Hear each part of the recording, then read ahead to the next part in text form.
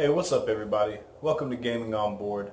Tonight we're going to be talking about that feeling you get when you try your hardest to keep moving forward and it seems like no matter what you do, you always get pulled back in like there's a black hole behind you that just won't let you move forward. Well, you might be caught in the Gravwell and you need to escape from the ninth dimension.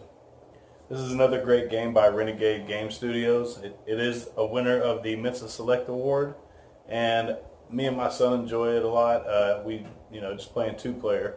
It does have a solo mode, and it plays up to 4 players. We're going to go down to the table. I'm going to show you what's in the box and how to play the game and why I don't think the solo mode is all that hot. So let's go down the table and check it out. Okay, so we have a 2-player game set up here. Chose red and black. Those are just my favorite colors.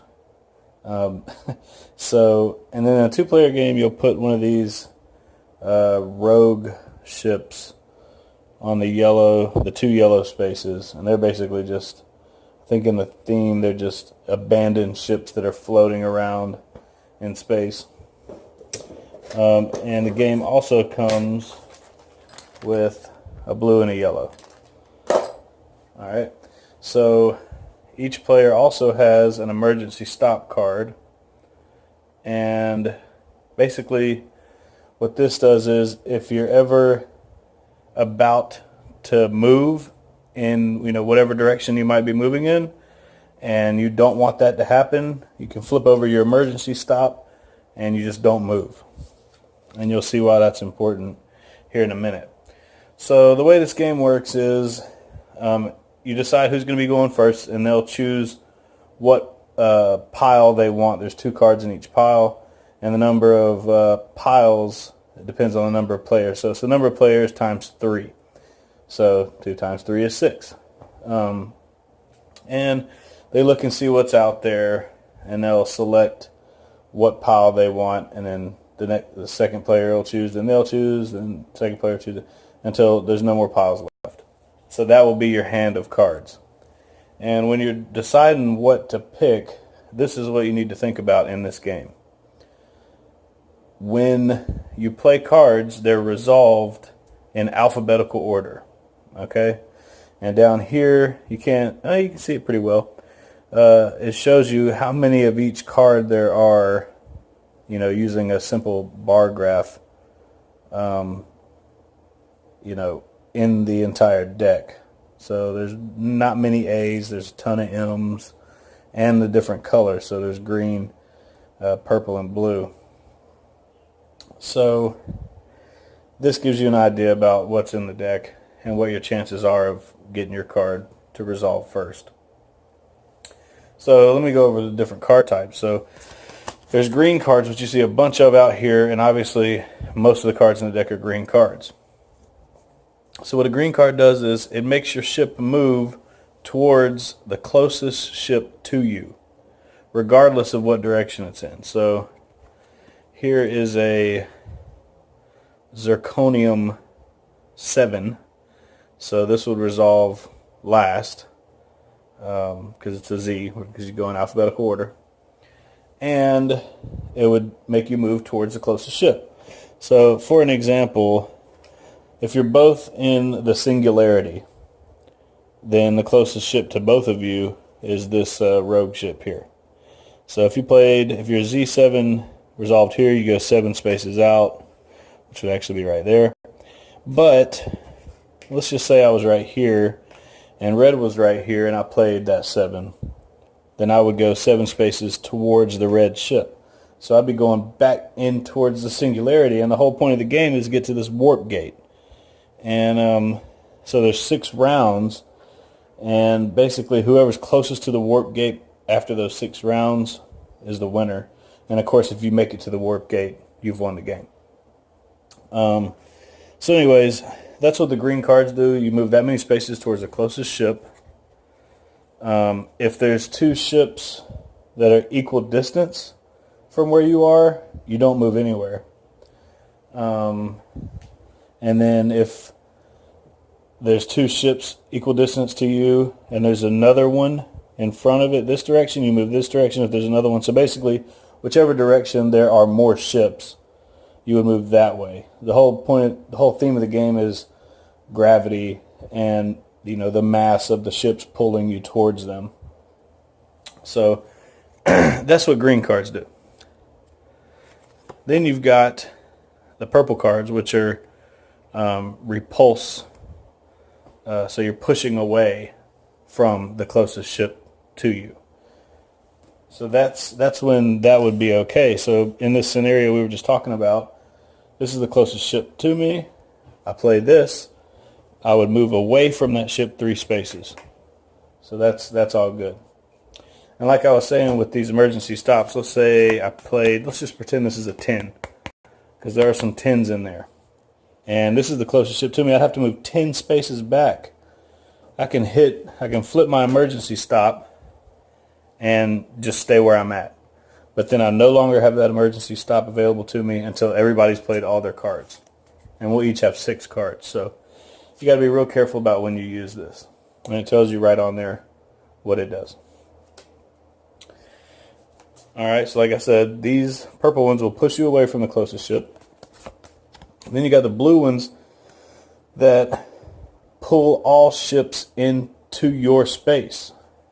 So if red played this blue 2, it would pull me in towards it 2 spaces, this ship towards it 2, and this ship towards it 2.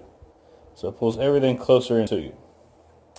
And the really interesting part of this game is that whole resolve cards in alphabetical order. So you may have a plan, but then the other person's card will resolve before yours does. But you might be saying, no big deal, I'll just wait till they play their card and then I'll play mine. Well, that's the other part of the game. So let's just go ahead and say these were our starting hands.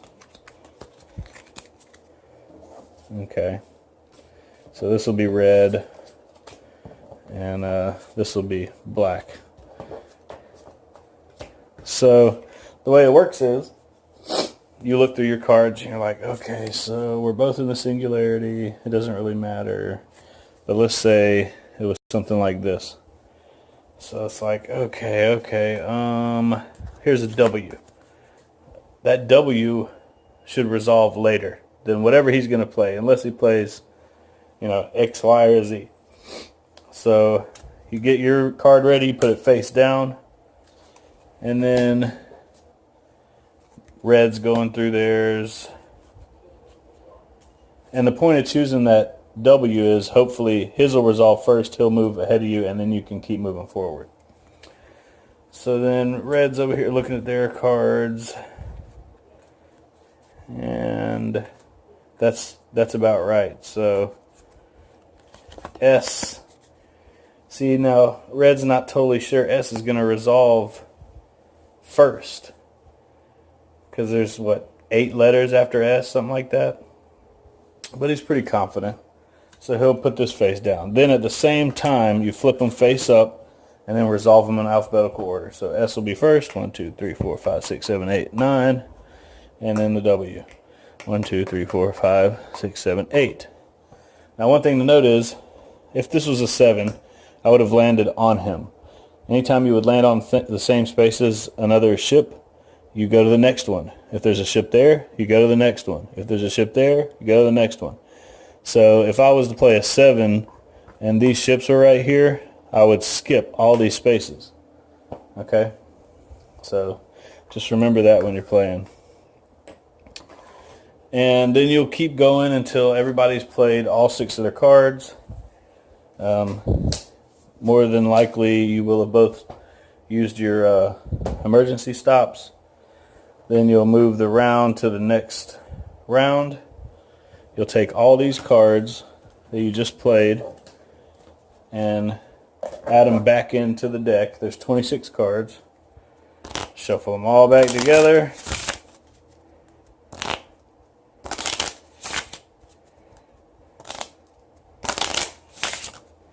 And here you go. And then you deal out 6 new stacks. Okay, and then for that second, for every round after the first, whoever is farthest away from the warp gate will draft first. So in the first one, you randomly select the first player, and then after that, whoever's farthest away gets to pick first. And at the beginning of the new round, you would flip your emergency stops back over so you have those available again. And then you just keep on going until somebody reaches the warp gate, or you've played all 6 rounds. And that's how you play Gravwell. There are a couple more rules about different situations where you get you're pulling people back towards you, but I think I explained it pretty well that if you're in between 2 ships that are the exact same distance, for example, Red's right here, they're both 2 ships away, so he would move this way because there's 2 ships on this side of him and only 1 on this side. But let's say that wasn't there. Then he would not move anywhere because there would be equal gravity from both directions, pushing and pulling. So anyways, so like I said, I want to tell you about the solo mode and why I don't really like it. So in the solo mode, obviously it's just you, and there's only 1 ship on the 36 spot. These are numbered to help you count quicker.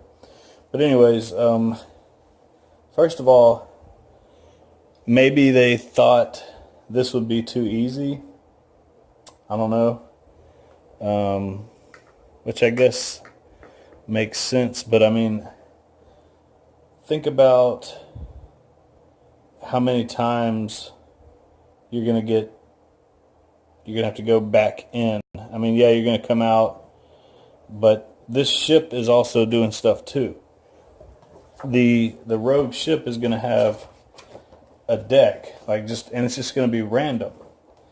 So there's no one making intelligent decisions whatsoever about what it's going to do.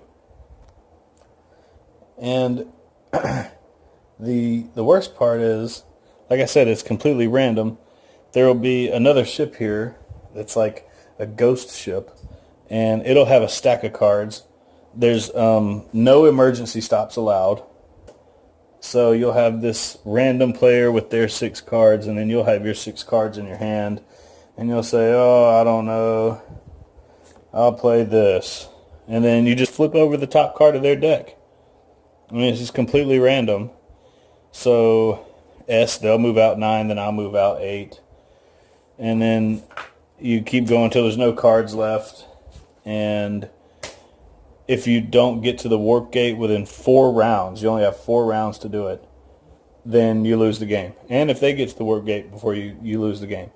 In almost every solo game of this I've played, this is how it's gone. Okay, he moves here, I move here. Okay, he moves here, I move here. All right, he gets pushed away. Oh, now I got to move back towards him. Oh, and then he'll go here, and I'll go here. And then he goes back 1, and then I go towards him. I mean, and then, so you're halfway through the 3rd round, and you're both still right here. Because you're nowhere near this ship out here. It's just, I don't know. I've tried it like 5 times now, and I've pretty much just given up on the solo mode.